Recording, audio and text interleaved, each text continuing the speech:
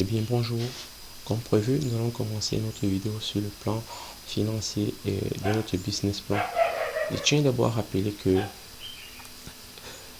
les années précédentes au TEF, on envoyait deux documents, le plan d'affaires et le plan financier. Bon, pour cette année, comme on n'a pas un peu d'informations sur la chose, il est préférable de travailler sur notre plan financier pour ne pas être surpris à la dernière minute.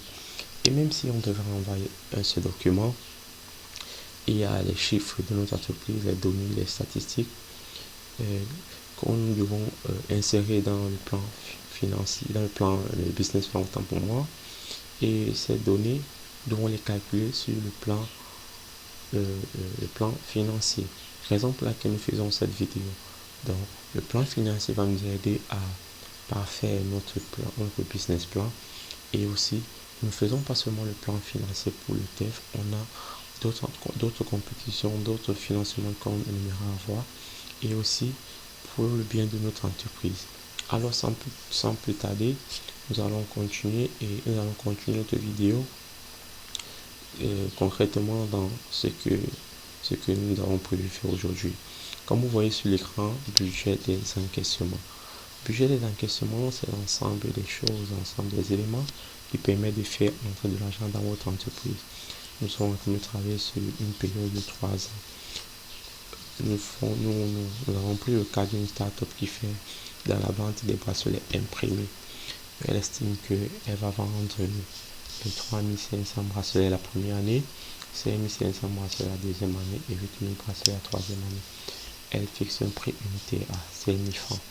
Pour vous, ça peut être les poulets que vous vendez, ça peut être le nombre de personnes que vous allez avoir durant toute une année dans votre salle de jeu. Ça peut être vous qui vendez des articles en ligne.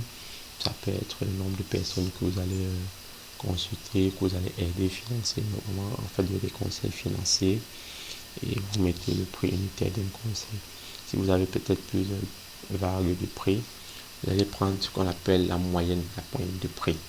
Donc, c'est selon votre activité.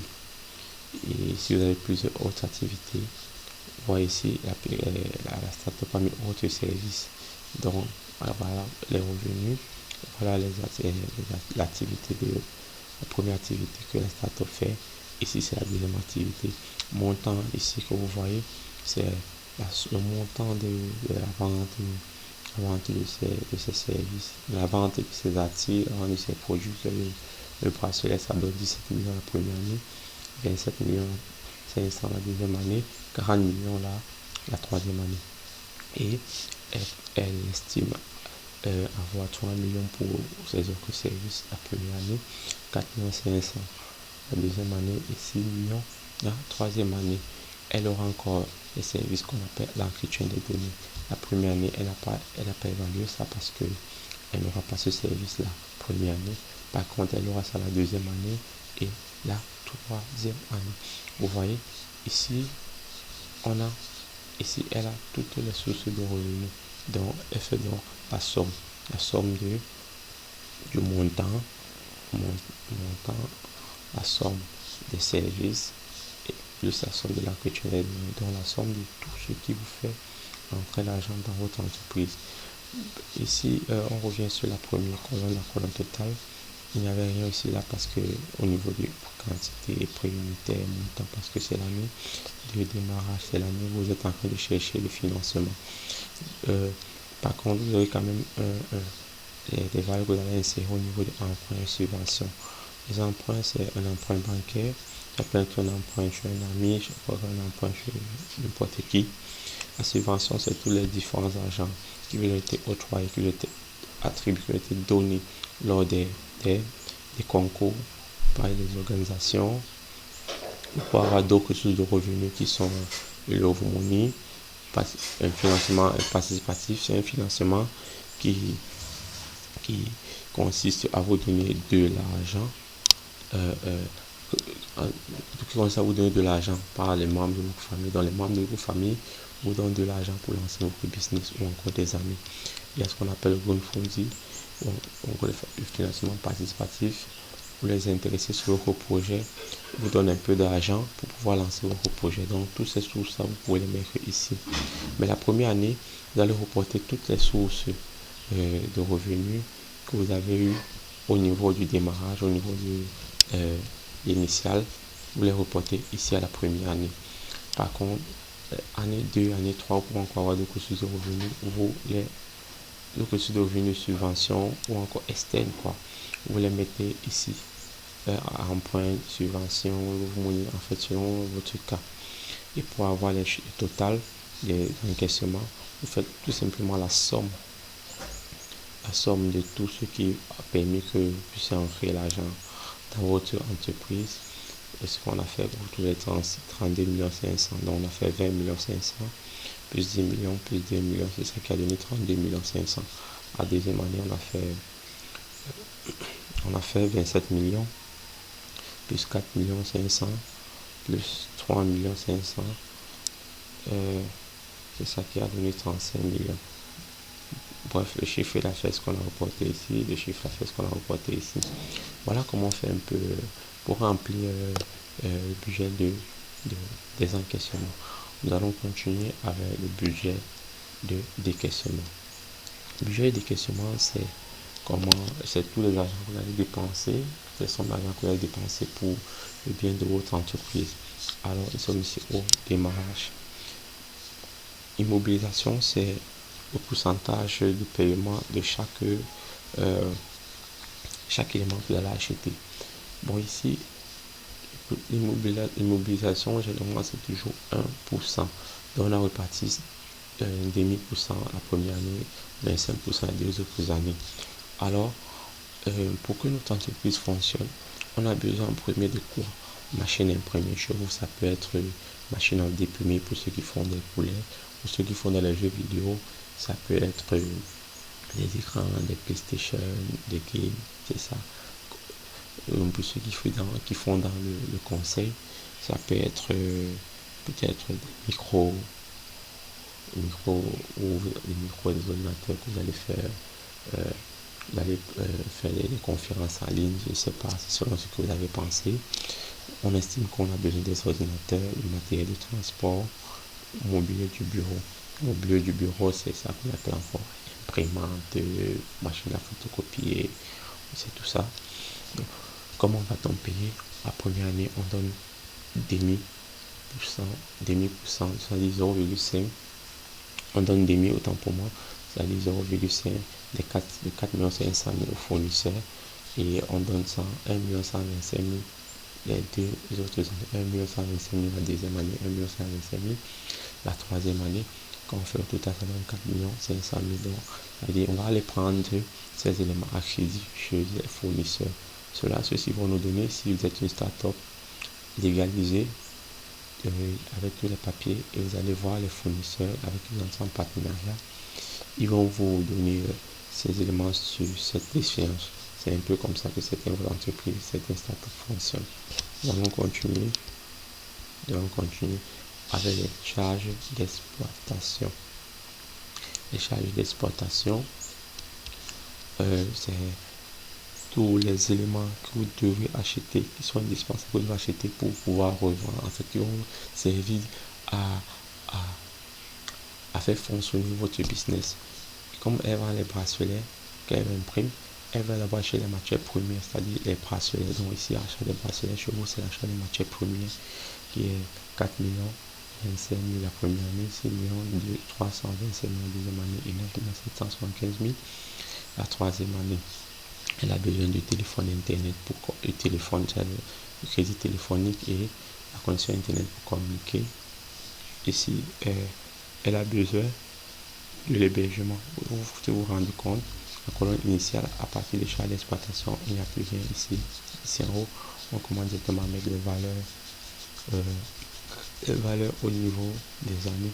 Là, on ne va plus payer avec un pourcentage d'immobilisation comme en haut, c'est-à-dire, on revient un peu en haut, avec le pourcentage d'immobilisation, sinon ce n'est plus, c'est un achat direct. Et par contre, pour c'est un achat direct, par contre, vous pouvez payer toujours la matière première, une mobilisation, mais il n'est pas conseillé de mettre ça ici. Total, pour un téléphone internet, hébergement, ça c'est l'hébergement de l'application que nous aurons. Pour vous, ça peut être un site web, ça peut être une plateforme. Petit matériel ici, pour les photocopies, les bics, les cachets, loyer et aménagement, ça c'est le local qu'on va occuper pour pouvoir réaliser notre business, publicité et communication.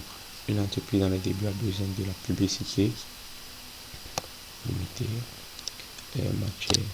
matière combustible, le carburant. Si vous avez des engins roulants, vous avez besoin du carburant pour que ceci soit réalisé, pour que ceci soit en circulation, pour que ceci se roule, il faut du carburant. C'est ça qu'on a mis durant chaque année.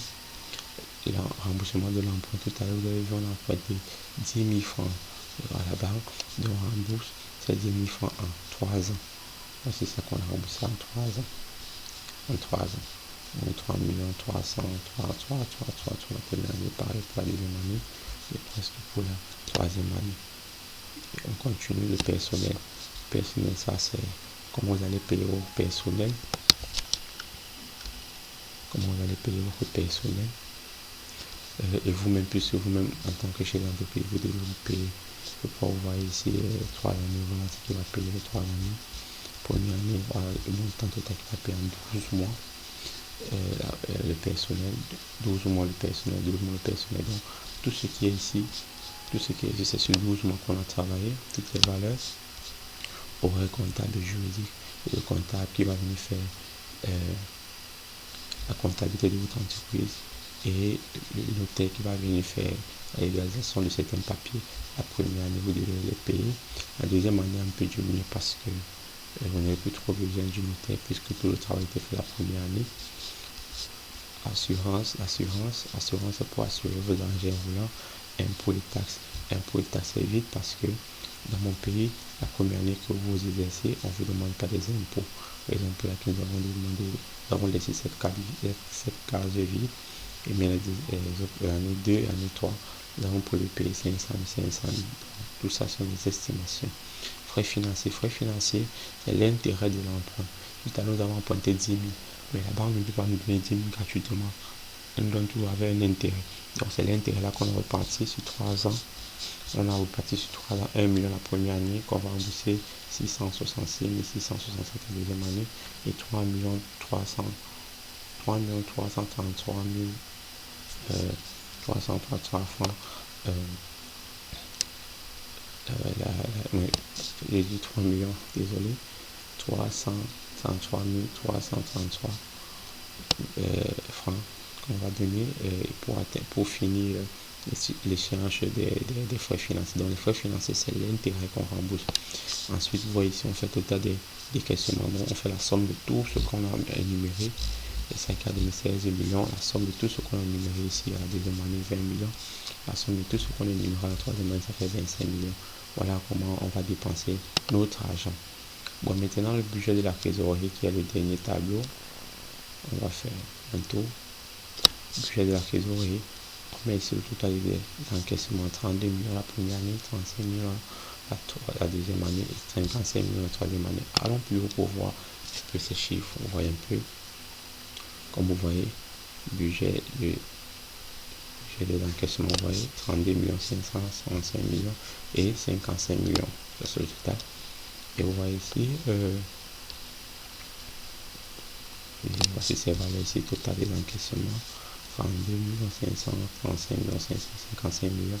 Total des décaissements, c'est les trois valeurs, c'est les 3 années.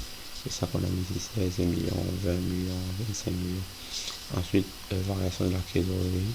On fait juste la différence entre total des encaissements et total des décaissements. C'est ça qui va donner 15 millions. Ici, on fait 35 millions moins 20 millions, qui va donner 14 790, 55 millions moins 25 millions. 896 667, ça va donner 29 103 333. Et trésorerie initiale. La trésorerie initiale ici, elle est vide la première année parce qu'on n'a pas de trésorerie précédente.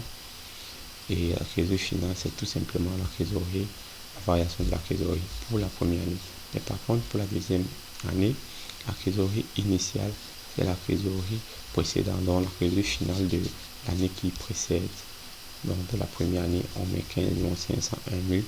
Et pour trouver la trésorerie finale, on fait la variation de la trésorerie plus la trésorerie initiale. Ça donne 30 millions. Ensuite, l'année qui suit, la deuxième année, c'est-à-dire la troisième année, on met 30 291 667 au niveau de la trésorerie initiale. Et pour avoir la trésorerie finale, on fait la somme des deux trésoreries, la variation de la trésorerie et la trésorerie initiale pour la trésorerie finale. Voilà un peu comment remplir les trois tableaux. Mais il y a maintenant un dernier tableau qui est plus explicite, qu'on appelle compte de résultats prévisionnels. Ça sera l'objet de la prochaine vidéo. La Bible est plus explicite. Vous pouvez voir si vous pouvez faire un bénéfice ou une perte. Vous pouvez voir si à partir de quelle année votre entreprise sera rentable et vous allez vous autofinancer vous-même. C'est après cela que vous allez voir juger la capacité et la pertinence de votre entreprise. Donc voici ce tableau compte de résultats. En fait, c'est tout ce qu'on a fait plus bas, mais sauf qu'on va le regrouper ici. On sera plus explicite. Il y a quelques formules qu'on va insérer pour pouvoir voir cela. Vous voyez, résultat de l'exercice, bénéfice sur les impôts, amortissement, le cash flow actualisé. Donc, ça sera l'objet de notre prochaine vidéo. Alors, je répète, je reprends. Si vous avez travaillé sans plan financier, c'est à tort. Une entreprise start-up va toujours avoir un plan financier parce que sur le plan d'affaires, je me refais sur le modèle TEF, le plan d'affaires du modèle TEF, le plan financier, le business plan du modèle TEF